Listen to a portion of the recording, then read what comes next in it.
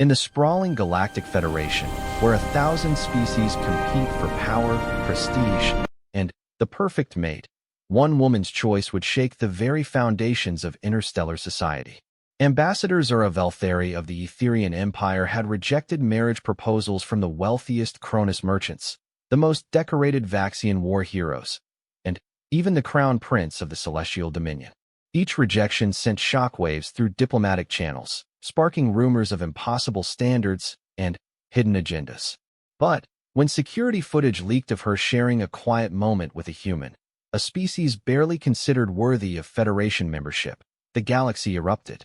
Humans were young, primitive, emotional creatures who had only recently mastered faster-than-light travel.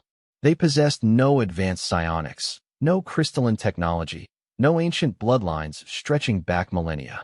What they did have was something far more dangerous: the ability to see beyond the surface, to find strength in vulnerability, and to love without calculation. In choosing Dr. Marcus Chun over princes and emperors, Zara would discover that sometimes the most profound connections come from the most unexpected places. This is the story of how one human's simple act of kindness changed the course of galactic history, proving that in a universe obsessed with power and perfection, humanity's greatest strength lies in its beautiful, chaotic heart. The crystalline spires of Federation Station Omega gleamed like frozen starlight against the cosmic backdrop, their surfaces pulsing with the soft blue glow of quantum energy conduits. Within the station's diplomatic quarter, Ambassador Zara Veltheri stood before the massive observation deck, watching ships from a dozen different worlds dock and depart in an endless dance of interstellar commerce and politics. Her reflection in the transparisteel showed the elegant features that had launched 1,000 political marriages and twice as many wars. Pale lavender skin marked her as Etherian nobility, while the intricate neural crown woven into her silver hair displayed her diplomatic rank. At 300 years old, she was considered young by her people's standards, yet her reputation for brilliance in negotiation had already secured her position as one of the Federation's most respected ambassadors. Behind her, the soft chime of her quarters entrance announced another visitor. She didn't turn around. She already knew who it would be. Lord Ambassador Veltheri, came the melodious voice of her aide, THYSS. The young Etherian male bowed deeply, his own lesser crown glinting nervously. The Cronus Trade Consortium has sent another delegation. They're waiting in Conference Room 7 with gifts. Zara's violet eyes reflected weary amusement in the transparisteel. Let me guess, another marriage proposal from Merchant Prince Gordhak? The third this cycle, my lady. They've brought rare Andromedan crystals this time, and a contract promising exclusive mining rights to 12 systems. THYSS paused, then added more quietly. The Federation Council is growing impatient with these rejections. They believe your continued refusal to marry is politically problematic. She finally turned, her formal diplomatic robes flowing around her like liquid starlight. The weight of expectation pressed down on her shoulders like a physical force. For over 50 years, she had been the Federation's premier negotiator, brokering peace treaties that had prevented 3 major wars and trade agreements that had enriched dozens of worlds. Her success had come with a price. Every major power wanted to claim her as their own through marriage. Tell the Cronus delegation that I'm honored by their proposal but must respectfully decline, she said, moving toward her desk where a stack of similar proposals waited. And reschedule my meeting with the Vaxian War Council. I assume their delegation is also here with matrimonial intentions. THYSS nodded miserably. General Korthax himself has come. He's brought a fleet of 30 warships as a demonstration of his commitment. The absurdity of it struck her suddenly. Here she was, one of the galaxy's most accomplished diplomats, reduced to hiding in her quarters to avoid suitors who saw her as a political prize rather than a person. Each proposal came with promises of wealth, power, or protection, but none had ever asked what she actually wanted. There's something else, my lady, THYSS continued hesitantly. The human delegation has arrived. Zara's expression shifted to one of surprise. Humans? Here? I wasn't aware they had requested a diplomatic meeting. They haven't. They're part of the new cultural exchange program. Scientists, artists, and scholars studying Federation society. The council thought it would be educational for them. THYSS's tone suggested he found the entire concept rather ridiculous. Most of the galaxy shared that sentiment.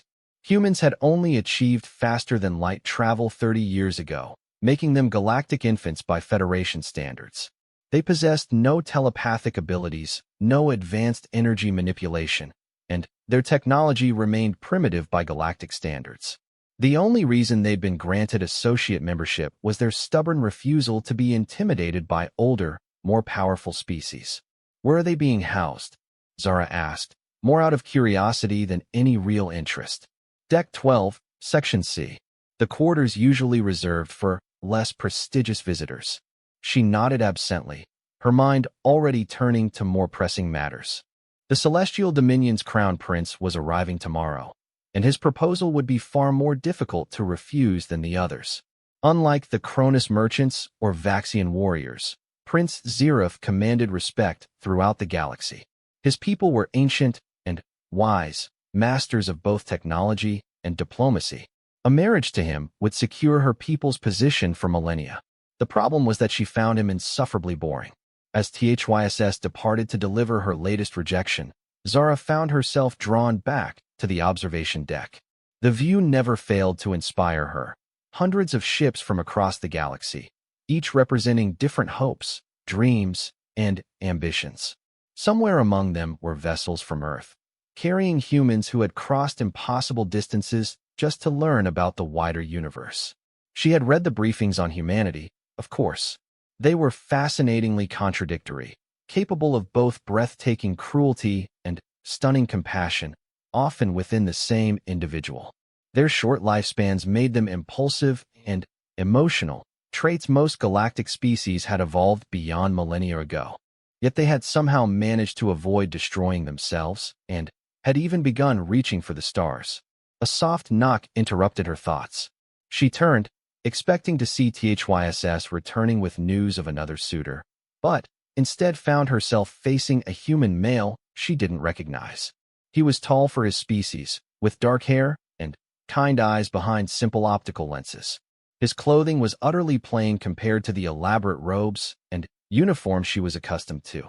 Just simple black fabric that somehow managed to look both professional and comfortable. "I'm sorry to disturb you, Ambassador," he said, his voice carrying a warm accent she couldn't place. "I'm Dr. Marcus Chun, with the Human Cultural Delegation. I was looking for the hydroponics lab, and seem to have gotten completely lost." Zara blinked in surprise. Most species would never approach her so casually, and certainly not without being formally announced by her aide. The human seemed entirely unaware that he was speaking to one of the most powerful diplomats in the Federation. "You're quite far from the lab sections," she said, finding herself oddly charmed by his obvious embarrassment. "May I ask what brings you there?" "I'm a xenobotanist. I study how different plants adapt to alien environments. The Federation's collection is supposed to be incredible, and I was hoping to see how vegan moss interacts with Andromedan crystals." His eyes lit up as he spoke, showing genuine passion for his work. It struck her that this was the first conversation she'd had in months where someone wasn't trying to impress her, marry her, or manipulate her. Dr. Chun was simply a scholar excited about his research, treating her like any other person he might encounter in the corridors. "I know where it is," she heard herself saying. "I could show you if you'd like." His face brightened with surprise and gratitude. "That's incredibly kind of you. I don't want to impose. You must be very busy." If only he knew, she thought wryly. "Not at all. I could use the walk." As they made their way through the station's corridors, Marcus, as he insisted she call him, proved to be an engaging companion. He asked thoughtful questions about the Federation, showed genuine curiosity about different species' cultures, and shared fascinating insights about how plants had evolved differently across various worlds. His enthusiasm was infectious, reminding her of her own early days as a diplomat when everything about galactic society had seemed new and wonderful. "You know," he said as they walked past a group of Vaxian officers who immediately bowed when they saw her, "I expected everything to be much more formal. Back on Earth, our diplomats are surrounded by protocol and ceremony. But here, you're just walking around talking to random lost scientists." She couldn't help but smile. Perhaps I'm not as important as you think. Oh, I doubt that, he said with a grin. The way those soldiers reacted to you suggests otherwise. Plus, your robes are far too fancy for someone unimportant. They reached the hydroponics lab, a vast chamber filled with growing plants from hundreds of worlds. The air hummed with life, and the soft glow of grow lights created an almost magical atmosphere. Marcus's reaction was immediate and joyful. His eyes went wide as he took in the incredible diversity of plant life surrounding them. This is amazing, he breathed, moving toward a display of crystalline fungi from Rigel 7. Look at how they've incorporated silicon into their cellular structure. And those phosphorescent vines, they must be from a world with very little natural light. Zara found herself watching him more than the plants. His wonder was genuine and infectious, unmarred by any desire to impress or manipulate. When had she last seen someone react to beauty with such pure joy? You really love your work, don't you? She asked. How could I not? Every plant tells a story about its world, about the challenges life faced there and how it adapted. Take this one. He pointed to a small, hardy-looking shrub with metallic leaves. It's from a planet with intense radiation. The metallic coating protects it, but look how the leaves are shaped to maximize surface area while minimizing exposure. Millions of years of evolution created this perfect solution. You see survival strategies where others might just see weeds, she observed. Isn't that what life is about? Finding ways to survive and thrive despite impossible odds. He paused, then looked at her with curious eyes. What about you? What drives your passion? The question caught her off guard. When had anyone last asked what she was passionate about, rather than what political advantage she might provide? I used to think it was bringing different species together, finding common ground where others saw only differences, she said slowly. Lately, though, I wonder if I've lost sight of that original purpose. Politics can do that, Marcus said with understanding. Sometimes we get so caught up in the game that we forget why we started playing. They spent the next hour wandering through the lab, with Marcus explaining the fascinating adaptations he observed while Zara found herself sharing stories of her diplomatic work. He listened intently, asking thoughtful questions that made her reconsider aspects of her career she'd taken for granted. As their impromptu tour came to an end, Marcus turned to her with a shy smile. Thank you for this. I know you must be incredibly busy, and I really appreciate you taking the time to help a lost human. It was my pleasure, she replied, realizing she meant it completely. Perhaps you'd like to join me for dinner sometime? I'd love to hear more about your research. His surprise was genuine and touching. You want to have dinner with me? I mean, yes, absolutely. That sounds wonderful. As they parted ways, Zara felt something she hadn't experienced in decades, genuine anticipation about seeing someone again. Not because of political necessity or social obligation, but because she had enjoyed his company and wanted more of it. Walking back to her quarters, she passed a group of Cronus merchants still waiting for her response to their proposal. Their expressions were expectant and confident, clearly believing their impressive gifts would sway her decision. Behind them, she could see Vaxian officers preparing for their general's audience, and, beyond that, the elaborate entourage that had arrived ahead of Prince Zirif. All of them saw her as a prize to be won, a political asset to be acquired. None of them had asked her about her passions, her dreams, or what made her happy. None of them had looked at her with the simple human warmth that Marcus had shown. For the first time in years, Zara Veltheri found herself looking forward to something that had nothing to do with politics, power, or duty. She was looking forward to sharing a meal with someone who saw her not as Ambassador Veltheri, but simply as herself. The galaxy's most sought-after diplomat was about to discover that sometimes the most valuable connections are the ones that catch you completely by surprise. The diplomatic dining hall of Federation Station Omega was a marvel of multicultural accommodation, its atmospheric controls capable of supporting a dozen different species simultaneously. Crystal chandeliers from Rigel cast prismatic rainbows across walls decorated with artwork from hundreds of worlds, while the air recyclers maintained perfect atmospheric composition for each section. Zara had reserved a private alcove overlooking the nebula gardens, where bioluminescent plants from Tau Ceti created a living light show against the backdrop of space. She found herself checking her appearance more than usual, adjusting the simple but elegant robes she had chosen for the evening. It had been so long since she'd dined with someone for pleasure rather than politics that she felt almost nervous. Marcus arrived precisely on time, having somehow managed to locate the dining hall without getting lost. He wore what appeared to be his finest clothing, still simple by galactic standards, but clean and well-fitted. His hair was neatly combed, and he carried a small package wrapped in plain brown paper. "I brought you something," he said, offering the package with a slightly embarrassed smile.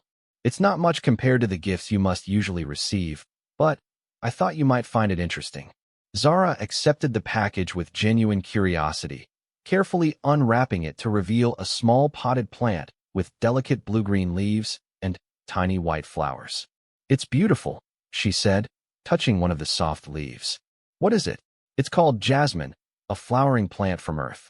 This particular variety is from my grandmother's garden in Taiwan. She gave me cuttings before I left for this mission." Marcus settled into his chair, his expression becoming more serious. In human culture, jasmine represents grace, elegance, and respect. I thought, well, after yesterday, it seemed appropriate. The simple sincerity of the gift moved her more than all the rare crystals and precious metals her other suitors had offered. Here was something personal, meaningful, chosen specifically for her rather than selected from a catalog of impressive treasures. "Thank you," she said softly. "I'll treasure it." Their conversation flowed easily over dinner, ranging from their respective homeworlds to their favorite foods to the peculiarities of interstellar diplomacy. Marcus proved to be an excellent listener, drawing her out with thoughtful questions and genuine interest. He shared stories of his own travels, describing the wonders he'd seen on various worlds and the fascinating species he'd encountered.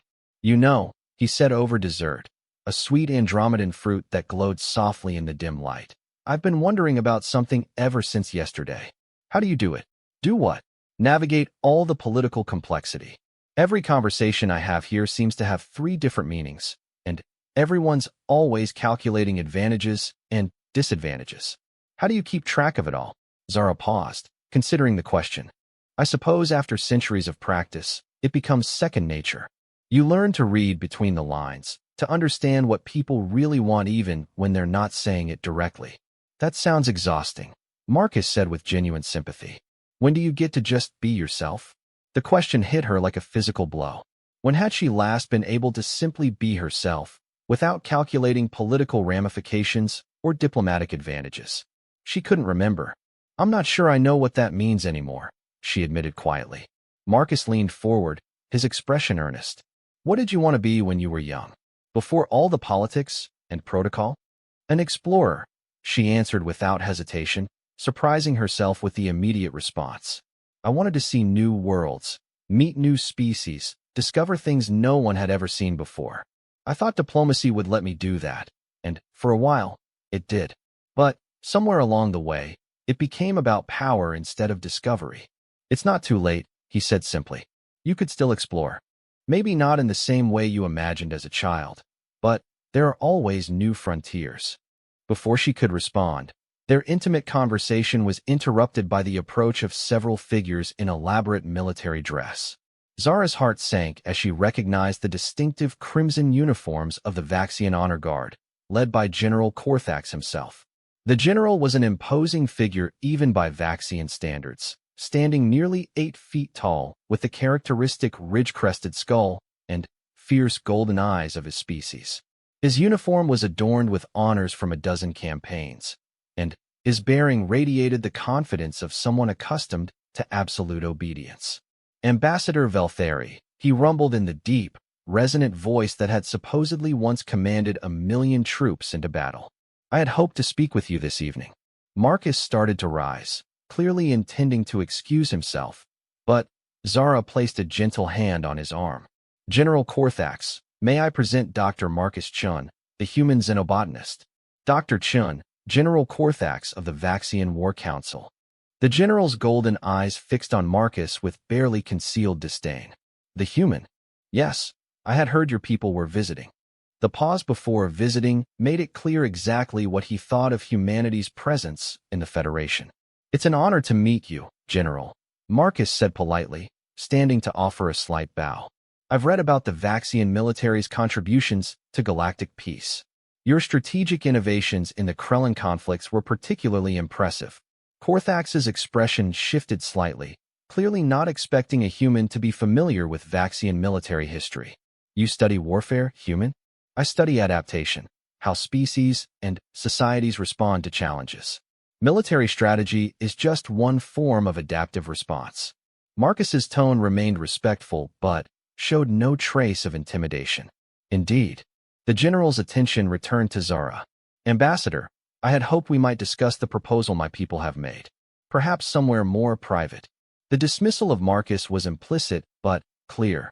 Zara felt a flash of anger at the casual disrespect, but before she could respond, Marcus spoke up. Of course, he said graciously. Ambassador, thank you for a wonderful evening. Perhaps we could continue our conversation about adaptive strategies another time. He gathered his things and prepared to leave, but General Korthax wasn't finished. Tell me, human, he said with predatory smoothness, what do your people know of honor? Marcus paused, considering the question carefully. We know that true honor isn't declared, it's demonstrated. We know that the strongest warriors are often those who choose not to fight, and that protecting others is more honorable than conquering them. Pretty words, the general sneered. But words mean little when tested by reality. Your species has barely left its own star system. What could you possibly understand about the complexities of galactic civilization? Something shifted in Marcus's expression. The polite scientist was still there, but underneath Zara glimpsed steel.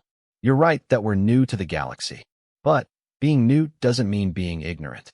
We've learned a few things in our brief existence, such as that underestimating others is usually a mistake, that diversity makes us stronger, not weaker, and that sometimes the most important victories happen not on battlefields, but in small moments of connection between individuals. He glanced meaningfully at Zara. We've learned that the measure of a civilization isn't in how much it can conquer, but in how much it can understand. General Korthax's crest flared, a sign of barely controlled rage. You dare to lecture me, human?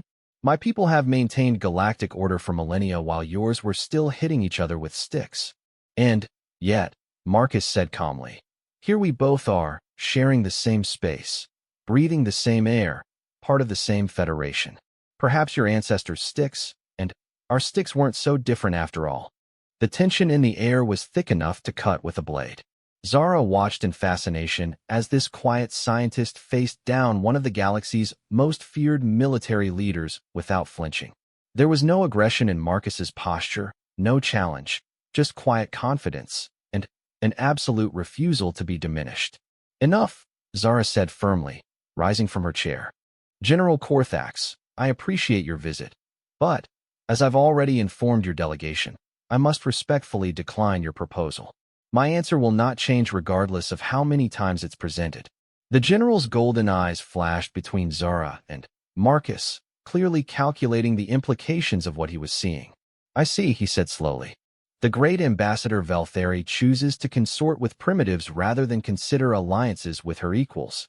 I choose to spend my time with people who see me as more than a political prize, Zara replied coolly. And I would caution against insulting Federation members in my presence. For a moment, it looked as though the general might say something he would later regret. But centuries of military discipline held, and he simply bowed stiffly. We shall see how long your preferences serve you well, Ambassador. The galaxy can be a dangerous place for those who reject the protection of strong allies. As Korthax and his guards departed, Marcus let out a long breath. Well, that was tense. I probably shouldn't have engaged with him like that. On the contrary, Zara said, settling back into her chair with newfound respect. You handled yourself admirably. I've seen seasoned diplomats wilt under his gaze. I just don't understand the need for intimidation, Marcus said, sitting back down. What does it accomplish except to make everyone uncomfortable? It establishes dominance, demonstrates power, ensures compliance, she recited automatically. Or at least, that's the theory. But does it actually work? I mean, did his display make you more likely to accept his proposal? Zara laughed, surprising herself with the genuine amusement in her voice. Quite the opposite, actually. Then why do it? It seems counterproductive. Because most species respond to shows of force. They're impressed by power, intimidated by strength. It's the way galactic politics has always worked. Marcus considered this, absently fidgeting with his napkin. But you're not most species, are you? You're an individual with your own thoughts and feelings and desires. Maybe the problem isn't with your suitors' gifts or their power. Maybe it's that they're not actually trying to connect with you as a person. The insight hit her with startling clarity. For all their wealth, power, and impressive credentials, none of her suitors had ever tried to understand what she actually wanted. They approached her like a diplomatic negotiation, offering what they thought should be valuable rather than what might actually matter to her. When humans want to connect with someone, Marcus continued, we try to find common ground.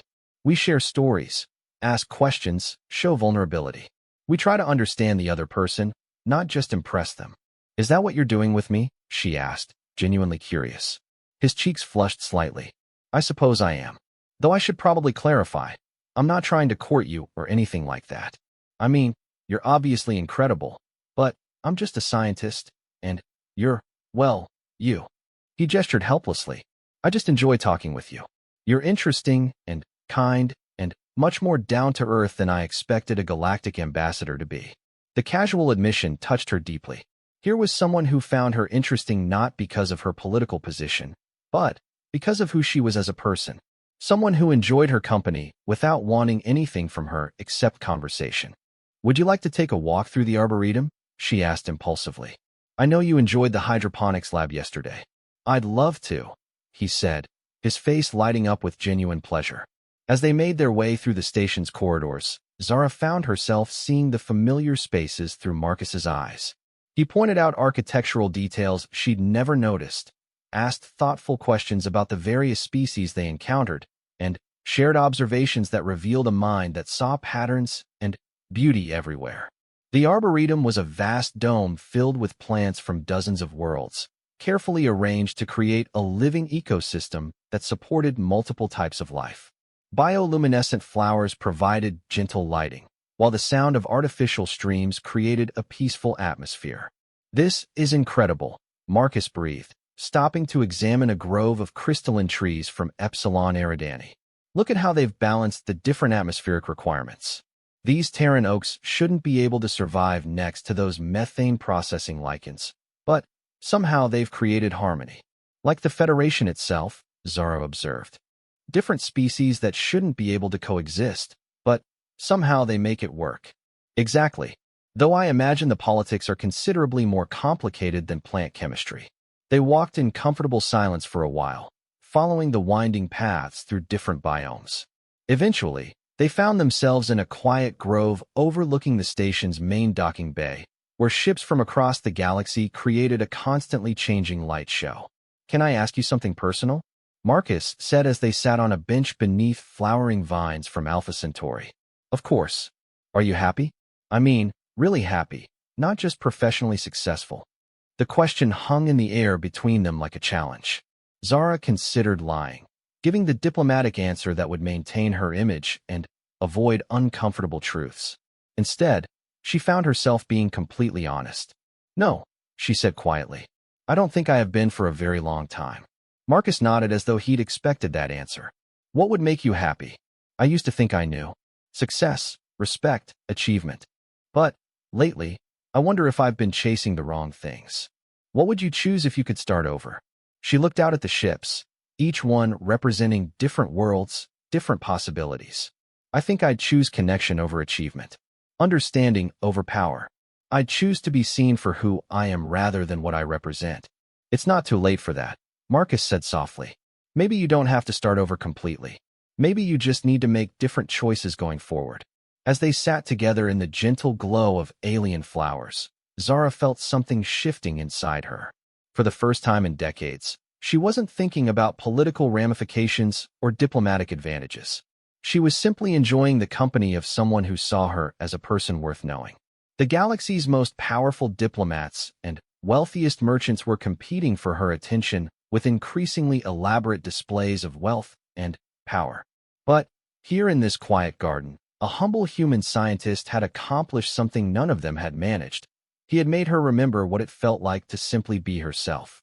The arrival of Crown Prince Zeref of the Celestial Dominion transformed Federation Station Omega into a spectacle of unprecedented grandeur. His flagship, the Eternal Radiance, was a work of art as much as a vessel. Its crystalline hull caught and refracted starlight in patterns that seemed to dance across space itself. Escort ships arranged themselves in perfect geometric formations, their synchronized movements creating elaborate light displays that could be seen from dozens of sectors away. Zara watched the arrival ceremony from her quarters, noting the careful choreography of diplomatic protocol playing out below. Every detail had been planned to demonstrate the Celestial Dominion's power and sophistication, from the honor guard's precision movements to the prince's timing as he emerged from his ship precisely as the station's chronometer struck the hour. Prince Zeref himself was everything the galaxy expected from celestial nobility.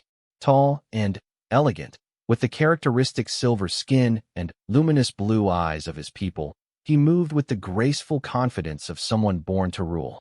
His ceremonial robes were woven from starlight itself, literally, according to the briefings, and the neural crown marking his status pulsed with soft energy that seemed to respond to his thoughts. The prince has requested an audience at your earliest convenience, THYSS informed her, his voice carefully neutral. The council has made it clear that this meeting is considered essential to Federation interests. Zara nodded, understanding the subtext. The Celestial Dominion controlled key shipping lanes and possessed technology that could revolutionize interstellar travel. Their alliance was worth more than all the Cronus wealth and Vaxian military might combined. Refusing their prince would have consequences that extended far beyond her personal preferences. Schedule the meeting for tomorrow afternoon, she said. The formal reception hall, full diplomatic protocol. As THYSS departed to make the arrangements, Zara found her thoughts drifting to Marcus. They had been spending time together regularly over the past week, exploring different sections of the station and continuing their conversations about everything from xenobotany to philosophy. Each interaction revealed new depths to his character. His curiosity about the universe, his genuine concern for others, his ability to find wonder in the smallest details. Yesterday, he had shown her the research facility where the human delegation was conducting their studies. The space was modest compared to the elaborate laboratories used by more advanced species, but it hummed with an energy that she found captivating. The humans worked with a collaborative enthusiasm that was rare among the more stratified societies of the galaxy, sharing discoveries freely and building upon each other's ideas without concern for individual credit. Marcus had been particularly excited to show her his latest project, a study of how different plant species might be used to terraform hostile worlds. His eyes had lit up as he described the potential for creating new habitable environments, making previously uninhabitable planets into homes for refugees and colonists. Imagine, he had said, gesturing at holographic models of theoretical ecosystems, turning a barren rock into a garden. Not through massive terraforming technology, but through careful cultivation of the right species in the right combinations. It could take centuries, but the result would be completely sustainable. Most species would consider that approach inefficient, she had observed. Why take centuries when you can reshape a world in decades using quantum processors and atmospheric converters? Because the slow way creates something organic, something that can adapt and evolve on its own. The technological approach creates dependency. If the machines fail, the ecosystem collapses. But if you build it naturally, it becomes self-sustaining.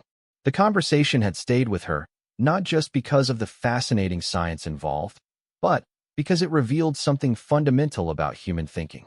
Where other species sought to impose their will on the universe through superior technology or force, humans seemed more inclined to work with existing systems, finding ways to achieve their goals through patience and understanding. A soft chime announced another visitor, interrupting her reflections. She turned to find Marcus himself at her door, carrying what appeared to be a small portable scanner and looking unusually excited. "I'm sorry to bother you," he said, "but I've made an incredible discovery, and I had to share it with someone. The jasmine plant you gave me. I've been studying its adaptation to the station's environment, and the results are remarkable." She gestured him inside, curious about his excitement. He set up his scanner on her desk, activating a holographic display that showed the plant's cellular structure in stunning detail. "Look at this," he said, pointing to clusters of modified cells. "The plant has already begun adapting to the artificial atmosphere. These specialized cells are processing trace elements that don't exist on Earth, converting them into nutrients. It's developing an entirely new metabolic pathway." "In just a week?" Zara asked, impressed despite herself. "Life finds a way," Marcus said with a grin that reminded her of his wonder in the hydroponics lab. "But that's not the really amazing part. Look at this energy signature." He adjusted the scanner, revealing a faint but distinct pattern of energy flowing through the plant's modified cells. The pattern looked familiar, and after a moment, Zara realized why. "That's similar to the energy signatures of Etherian neural crowns," she said in amazement. "Exactly. The plant is somehow tapping into and processing the psychic energy that permeates this station. It's not just adapting, it's evolving into something completely new." They spent the next hour examining the data, with Marcus explaining the implications of what they were seeing. The jasmine wasn't just surviving in its new environment. It was thriving by finding ways to use resources that other species hadn't even recognized as available. "This could revolutionize our understanding of planetary adaptation," Marcus said. "If we can understand how this works, we might be able to help other species adapt to new environments more quickly and efficiently." "You realize you've probably made one of the most significant xenobiological discoveries in decades?" Zara asked. Marcus shrugged modestly. "I had a good teacher. Spending time with you has helped me see patterns I never would have noticed before. Your diplomatic perspective on how different systems work together gave me the framework to understand what I was seeing." The casual compliment warmed her more than it should have. Here was someone who not only appreciated her insights, but had been inspired by them to make genuine discoveries. When had anyone ever told her that knowing her had made them better at their own work? Before she could respond, THYSS burst into the room without his usual formal announcement. His expression panicked. "My lady, forgive the intrusion, but there's been an incident. Prince Zirif is demanding an immediate audience. The Vaxian delegation has accused the humans of espionage, and General Korthax is threatening to remove them from the station by force." Zara felt her blood run cold. "Espionage? Based on what evidence?" "They claim the humans have been conducting unauthorized scans of restricted areas. General Korthax says he has proof that they've been gathering intelligence on Vaxian military installations." Marcus looked confused and alarmed. "That's impossible. Our equipment isn't even capable of military intelligence gathering. We're botanists and cultural scholars, not spies." "The Vaxians claim otherwise," THYSS continued. "They're demanding that the humans be expelled immediately, and Prince Zirif has indicated that the Celestial Dominion supports this action." Zara's mind raced through the political implications. If the Vaxians and Celestials united against humanity, the humans would have no choice but to leave. Their newfound place in galactic society would be destroyed, and any chance for their continued participation in Federation affairs would disappear. "Where is this meeting taking place?" she asked. "The main council chamber. Ambassador, the prince specifically requested that you attend to witness the proceedings." She understood immediately. This wasn't just about the humans. It was a demonstration for her benefit. By supporting the expulsion of the species she had been seen associating with, Prince Zirif was sending a clear message about the consequences of choosing the wrong allies. "I'll be there shortly," she said. "Dr. Chun, I think you should remain here until this is resolved." "No," Marcus said firmly. "If my people are being accused of something, I have a right to defend them. Besides, I might be able to help clarify whatever misunderstanding has occurred." Zara wanted to argue, to protect him from what was likely to be an ugly political confrontation. But she recognized the quiet determination in his voice, the same quality she'd seen when he faced down General Korthax in the dining hall. "Very well," she said. "But stay close to me and let me handle the diplomacy." The main council chamber was already crowded when they arrived. General Korthax stood at the center of the room, his impressive bulk radiating satisfaction as he addressed a group of Federation officials. Prince Zirif occupied the chair of honor, his luminous eyes taking in every detail with calculating intelligence. Other ambassadors and dignitaries filled the remaining seats, clearly anticipating a significant development. As Zara entered, conversation stopped and all eyes turned toward her. She could feel the weight of expectation, the sense that whatever happened next would have consequences far beyond the immediate situation. Ambassador Veltheri, Prince Zirif said, his melodious voice carrying clearly through the chamber. How kind of you to join us. We were just discussing the regrettable situation with the human delegation. Your Highness, she replied with a formal bow. I understand there have been accusations made. General Korthax stepped forward, producing a datapad that glowed with official Vaxian security seals. These humans have been conducting unauthorized scans throughout the station. My security teams detected energy signatures consistent with espionage equipment in multiple restricted areas. That's impossible, Marcus said, his voice calm but firm. Our equipment is designed for biological research only. We don't possess the technology for military intelligence gathering. You would say that, the general sneered. But the evidence is clear. These energy signatures match known patterns used by intelligence operatives. Marcus glanced at Zara, then stepped forward with sudden understanding. May I see the specific readings you're referring to? Korthax hesitated, clearly not expecting a human to make technical demands. Prince Zirif nodded slightly, and the general reluctantly activated his datapad's holographic display. The energy patterns appeared in the air between them, and Marcus studied them intently for several minutes. Gradually, his expression shifted from confusion to realization to something approaching amusement. General, he said politely, I believe there's been a misunderstanding. These energy signatures aren't from espionage equipment. They're from my botanical scanner. The same device I was using in Ambassador Veltheri's quarters just an hour ago. Botanical scanner? Korthax snarled. You expect us to believe that plant studies generate these sophisticated energy patterns? Actually, yes, Marcus said, pulling out his portable scanner and activating it. The device immediately began generating energy signatures identical to those in the Vaxian data. This scanner works by analyzing biological energy patterns at the cellular level. When it encounters psychic energy, which permeates this entire station, it creates these interference patterns as a side effect. He gestured toward the display, his confidence growing as he warmed to his explanation. The reason you detected these signatures in multiple areas is because I've been studying plant samples from throughout the station. Every time I scan a biological specimen, the device interacts with the ambient psychic energy and creates these patterns.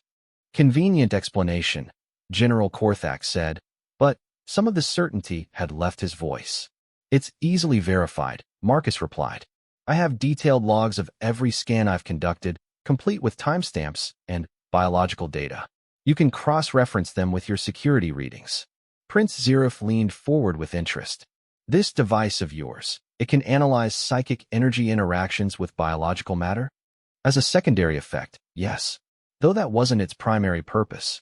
Fascinating, the prince said thoughtfully. The Celestial Dominion has been researching psychic biological interactions for centuries.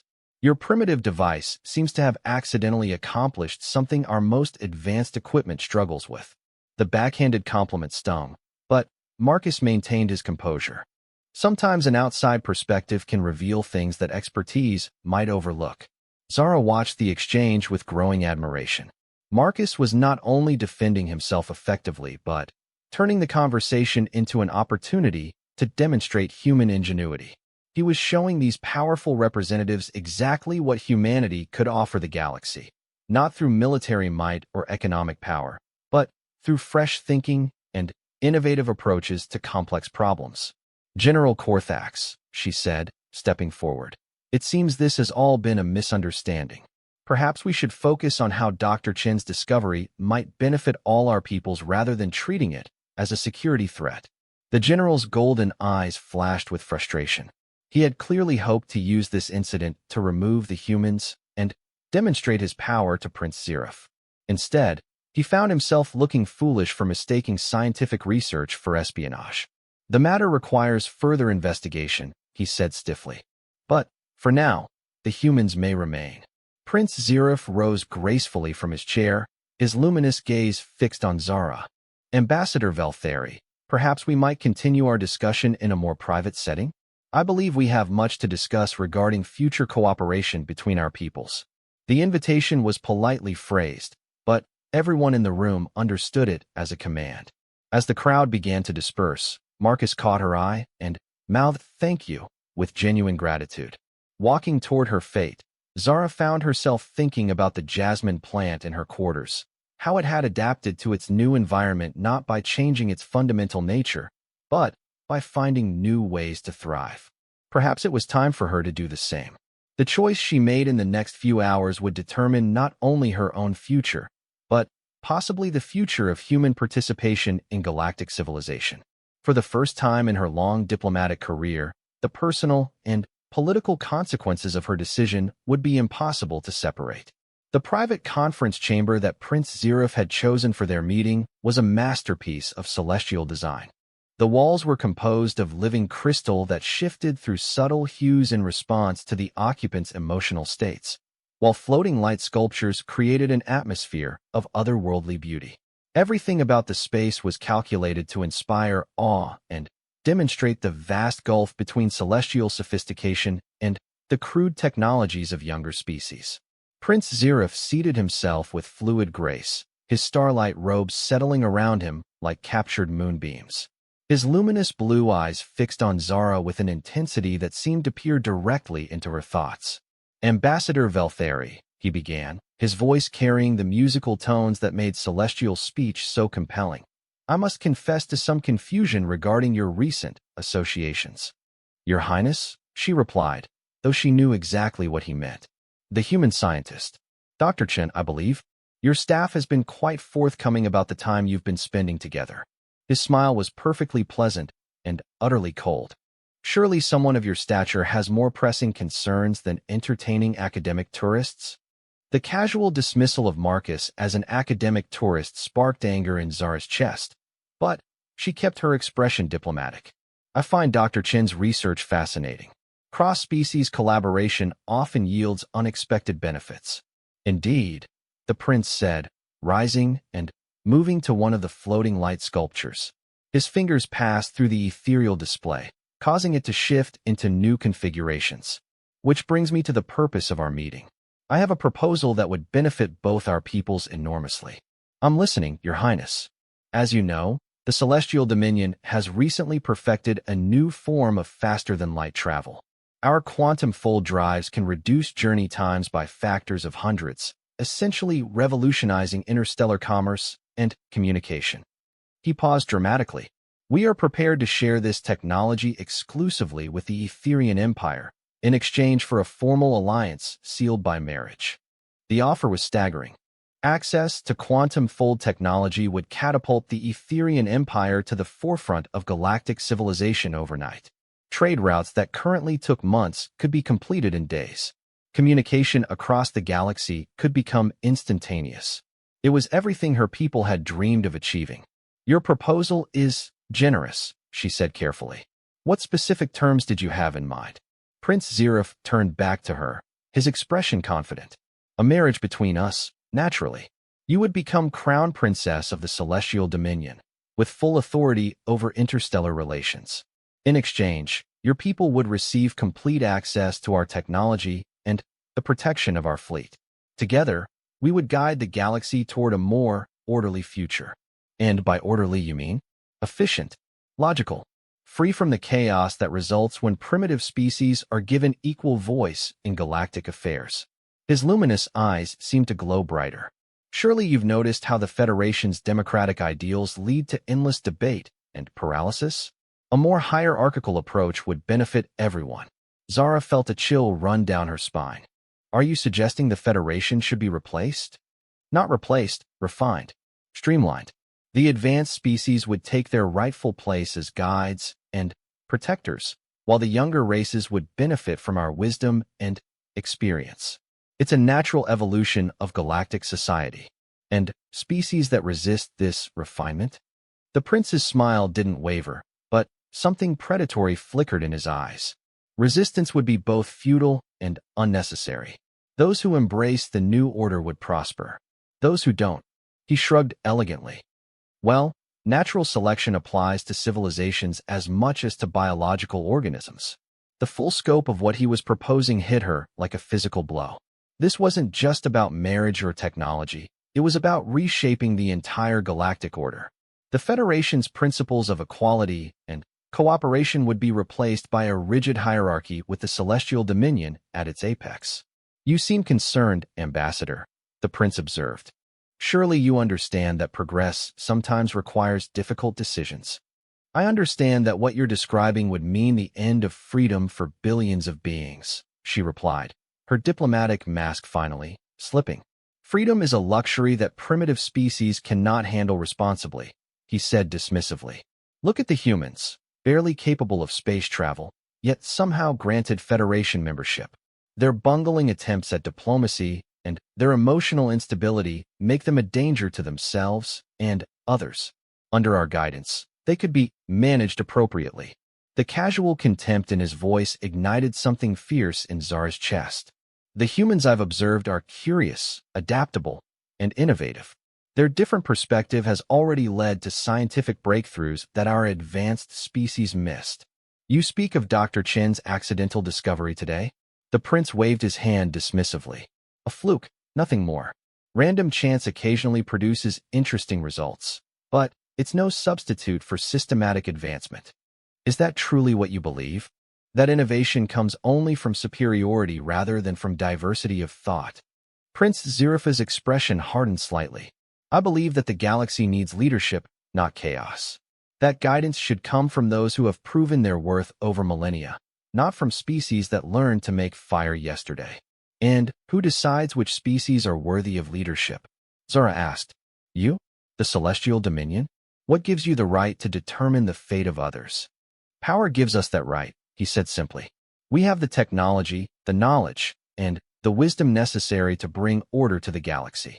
The question is whether the Etherian Empire will join us as partners or find themselves classified among the younger races requiring guidance. The threat was subtle but unmistakable. Refuse the marriage, and the Etherians would become targets rather than allies in this new order. I see, she said quietly. And if I accept your proposal, what happens to species like humanity? They would be protected, naturally, provided they accept their proper place in the hierarchy and submit to appropriate oversight. Their emotional volatility would need to be managed, but they could find useful roles as laborers or soldiers under proper supervision. The casual way he discussed enslaving entire civilizations made Zara's stomach turn. This was what her marriage would enable. The transformation of the galaxy into a vast hierarchy with billions of beings reduced to servitude. You're asking me to help you destroy everything the Federation stands for, she said. I'm asking you to help me save the galaxy from its own chaotic impulses, he corrected. The Federation's democratic ideals are noble, but impractical. They lead to endless conflict, inefficiency, and stagnation.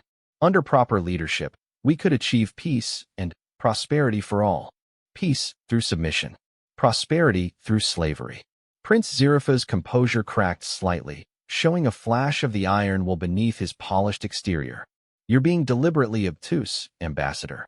This is the natural order of things. The strong guide the weak, the wise govern the ignorant. It's how civilizations have always functioned. Not all civilizations, Zara replied, thinking of the collaborative spirit she'd witnessed in the human research facility. Some believe that strength comes from cooperation, not domination. Naive idealism, he scoffed. The humans have filled your head with their primitive notions of equality. In time, you'll understand the necessity of what I'm proposing. What I understand, she said, rising from her chair, is that you're asking me to betray everything I've worked for my entire career, to help you reduce proud, free beings to servants and slaves. I'm asking you to be practical, the prince said, his voice growing cold. This transformation will happen with or without your cooperation. The only question is whether the Etherian Empire stands with the future or clings to the failed past. And if I refuse, then you will have chosen poorly. His luminous eyes seemed to pulse with dangerous energy. The Celestial Dominion has many potential allies, Ambassador. We had hoped to include your people among our partners, but if you prefer to stand with the primitives and idealists. He let the threat hang in the air between them. Without celestial protection, the Etherian Empire would be vulnerable to the same fate he planned for humanity and other lesser species. "I need time to consider your proposal," she said finally. "Of course. But don't take too long. History waits for no one, regardless of their rank or reputation." He moved toward the door, then paused. "Oh, an ambassador? I would recommend keeping the details of our conversation private. Some information is too important for general consumption." As the door sealed behind him, Zara found herself alone in the crystal chamber. The walls had shifted to deep amber and red, colors that reflected her inner turmoil. She had just been presented with an impossible choice: betray her principles and help enslave the galaxy, or watch her own people become victims of the same tyranny she refused to enable. Her hands shook as she activated her personal communicator. "THYSS, where is Dr. Chen right now?" "In the research facility, my lady." "Shall I summon him?" "No, I'll go to him." "And THYSS, secure this channel and make sure we're not monitored." "My lady, just do it. Please." She needed to talk to Marcus, needed his perspective on this impossible situation. But more than that, she needed to be around someone who still believed in the possibility of cooperation and understanding between different species. Because after what she'd just heard, she was beginning to doubt whether such ideals could survive in a galaxy where power mattered more than principles. As she made her way through the station's corridors, Zara found herself seeing everything differently. The casual interactions between species that she'd always taken for granted now seemed fragile and precious. The peaceful coexistence that the Federation had achieved through centuries of patient diplomacy could be destroyed in a matter of years if Prince Zirafa's vision came to pass. She thought about Marcus's jasmine plant, adapting to its new environment by finding innovative ways to thrive rather than by dominating other species. Perhaps there was wisdom in that approach that the galaxy's self-proclaimed leaders had forgotten. Perhaps the humans, in their naive idealism and emotional volatility, understood something about survival that older, more advanced species had lost. The choice before her wasn't just about marriage or political alliance. It was about what kind of galaxy future generations would inherit. And, for the first time in her diplomatic career, Zara Velthari was prepared to put principle ahead of pragmatism, regardless of the cost. Zara found Marcus in the research facility's observation lounge, staring out at the star field beyond the station's massive viewports. He looked troubled, his usually bright demeanor clouded by obvious concern. When he saw her approach, his expression shifted to relief mixed with worry. "Zara, thank the stars you're here," he said, rising from his chair. "I've been thinking about what happened in the council chamber today, and something's bothering me." "What is it?" she asked, settling into the chair beside him. The timing of General Korthax's accusation was too convenient. He had to know that his security readings would be easily explained once I showed them my scanner. So why make such a public display unless? Marcus paused, his expression growing more serious. Unless the real purpose wasn't to remove the humans, but to demonstrate something to someone else. His insight struck her with uncomfortable accuracy. "You think it was staged?" "I think we were being used. The question is, by whom and for what purpose?" He turned to face her fully, studying her expression with those perceptive eyes that seemed to see more than they should. "Your meeting with Prince Ziraf, how did it go?" The direct question caught her off guard. She found herself wanting to tell him everything, to share the burden of the impossible choice she'd been given. But doing so would put him and his entire species at risk. "It was complicated," she said finally. Marcus was quiet for a moment, then reached into his jacket and pulled out a small device she didn't recognize. "Before you say anything else, I need to tell you something. This is a white noise generator. It creates interference patterns that make it very difficult for most surveillance equipment to function properly." "Marcus, what?" "One of our communication specialists noticed some unusual energy patterns in the areas where we've been spending time together. Someone's been monitoring our conversations." His expression was grim. "Given what happened today, I thought it might be wise to take precautions." The revelation sent a chill through her. If their conversations had been monitored, then Prince Ziraf already knew about her growing feelings for Marcus. That knowledge could be weaponized in ways she was only beginning to understand. "Thank you," she said quietly. "That was thoughtful." "Now," he said, leaning forward with concern evident in his voice, "what really happened in your meeting?"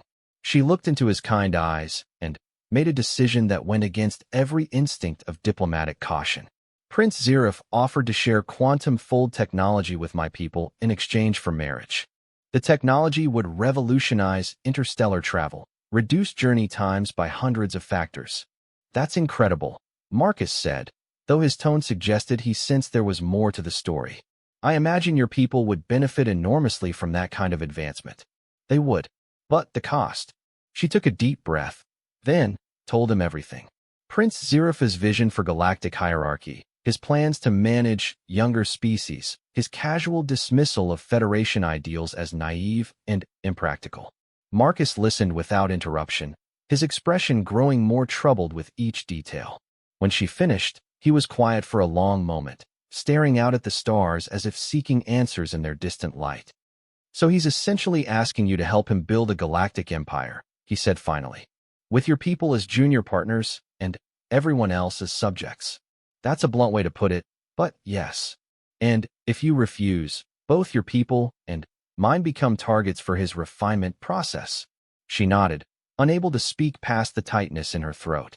Marcus was quiet again, then asked softly, "What are you going to do?" "I don't know," she admitted. "Every diplomatic instinct tells me to accept his proposal. The benefits to my people would be immense, and the alternative could mean disaster for both our species. But I've spent my entire career believing that diversity makes us stronger, that cooperation is superior to domination. If I accept his proposal, I become complicit in destroying everything I've worked to build." Marcus reached over and gently took her hand, a gesture so simple and human that it nearly brought tears to her eyes. "What does your heart tell you?" "My heart is a luxury I can't afford," she said, though she didn't pull away from his touch. "I'm responsible for the welfare of billions of beings. Personal feelings have no place in such decisions." "Don't they?" he asked quietly. "In my experience, the most important decisions are the ones where personal values and public responsibility align. When they conflict, it usually means we're not seeing the full picture." She looked at their joined hands, her pale lavender skin contrasting with his warm brown complexion. Two species that shouldn't have anything in common, finding connection across the vast gulf of evolutionary difference. "Tell me about humans," she said suddenly. "What do your people value most?" Marcus smiled, though it was tinged with sadness. "Freedom, probably. The right to choose our own path, even if it's the wrong one. We're not the wisest species or the strongest or the most advanced, but we're stubborn about our independence." "Is that why you came to the stars?" "For freedom. Partly, but mostly because we're curious. We want to know what's out there, who else is wondering about the same things we wonder about. We want to be part of something bigger than ourselves, but on our own terms. And if someone tried to take that freedom away..." His grip on her hand tightened slightly. "Then they'd learn why every species that's ever tried to conquer humanity has eventually given up or been driven off. We don't surrender well." The quiet conviction in his voice reminded her of his confrontation with General Corthax. There was steel beneath the gentle exterior, strength that came not from advanced technology or psychic powers, but from an unshakable commitment to principle. "Marcus," she said slowly, "what if I told you there might be another option? Something Prince Zirif hasn't considered. I'd say that innovative thinking is humanity's specialty. What did you have in mind?" She was quiet for a moment, an idea beginning to form in her mind. "The Federation has survived for millennia because it's based on voluntary cooperation rather than forced hierarchy. But it's also grown complacent, bureaucratic, slow to adapt. Maybe that's what makes it vulnerable to Prince Zirif's vision. So what's the alternative? What if we could demonstrate that diversity and cooperation can be more effective than hierarchy and control? Not just in theory, but in practice?" Marcus's eyes lit up with understanding. "You're thinking about my research. Your research, and more than that. What if we could show the galaxy that human innovation, combined with Etherian diplomatic experience and the knowledge of other species, could solve problems that no single civilization could handle alone?"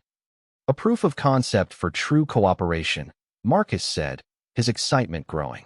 But it would have to be something significant, something that would capture galactic attention. Zara felt pieces clicking into place in her mind. The terraforming project you described, turning barren worlds into gardens through biological adaptation rather than technological force. What if we could make that work on a scale large enough to matter? It's theoretically possible, Marcus said thoughtfully. But it would require expertise from dozens of species, atmospheric specialists, soil engineers, biological adapters, ecosystem designers. And it would take time, maybe decades to complete. Time we might not have if Prince Zirafa's plans move forward, she said. But if we could prove the concept, demonstrate that patient cooperation can achieve what technological domination cannot, it might give species a third option, Marcus finished. Something between submission and resistance. They sat together in the gentle hum of the research facility, each lost in thought as they contemplated the magnitude of what they were considering. Finally, Marcus spoke again. There's something else to consider, he said. If you refuse Prince Zirafa's proposal, you'll need allies. Not just among the established powers, but among the younger species he's planning to subjugate. You mean humanity, and others like us. Species that value freedom over security, innovation over tradition. We may not have advanced technology or ancient wisdom, but we have something the galaxy's established powers seem to have lost. What's that? Hope, he said simply. The belief that tomorrow can be better than today if we're willing to work for it. As if summoned by their conversation, Zara's communicator chimed with an urgent message from THYSS. My lady, Prince Ziraf has requested your presence at a formal dinner tomorrow evening. He wishes to announce your engagement to the assembled diplomatic corps. The presumption took her breath away. He assumes I've accepted his proposal? It would appear so, my lady. The invitations have already been sent. Marcus squeezed her hand gently. Looks like decision time just got moved up. She stood, her mind racing through possibilities and consequences. THYSS, send a message to the human delegation. Tell them Ambassador Veltheri requests a private meeting with their senior staff. Tonight, my lady. And contact the ambassadors from the Centauri Alliance, the Antares Republic, and the Free Worlds Coalition. Same message. You're calling a meeting of the younger species, Marcus observed with a growing smile. I'm exploring options, she corrected. And Marcus? I'm going to need your terraforming data, everything you've gathered about adaptive cooperation between different biological systems. What are you planning? She turned to look out at the star field beyond the viewports, where ships from dozens of worlds moved in their ancient patterns of trade and diplomacy. Tomorrow evening, she would have to make a choice that would determine the future of galactic civilization. But tonight, she was going to explore what might be possible when beings chose cooperation over conquest, diversity over uniformity, hope over fear. I'm planning to give Prince Ziraf an answer he won't expect, she said. And maybe, if we're very lucky and very brave, we can show the galaxy that there's more than one way to reach for the stars. The next 18 hours passed in a whirlwind of clandestine meetings, encrypted communications, and careful planning. Representatives from 17 younger species gathered in secret, sharing resources, expertise, and commitment to an unprecedented experiment in cooperative governance. The terraforming project became the centerpiece of something larger, a demonstration that voluntary partnership could achieve what forced hierarchy could not. As the hour of Prince Zirafa's dinner approached, Zara stood once again in her quarters, looking out at the vast expanse of space beyond the station. The jasmine plant that Marcus had given her sat on her desk, its white blossoms now tinged with the faint blue of psychic adaptation. It had found a way to thrive in an alien environment not by conquering or dominating, but by learning and adapting and growing into something new and beautiful. She touched one of the soft petals, thinking about choices and consequences, about the courage required to choose principle over pragmatism. In a few hours, she would stand before the most powerful beings in the galaxy and announce her decision. She would either accept a proposal that would ensure her people's security at the cost of their souls, or she would stake everything on the belief that diversity, cooperation, and hope could triumph over the ancient logic of power and dominion.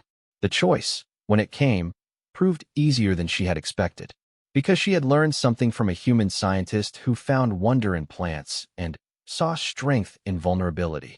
Sometimes the most profound courage lies not in accepting the world as it is, but in believing it can become something better. And sometimes, against all logic and expectation, that belief proves to be exactly what the universe has been waiting for.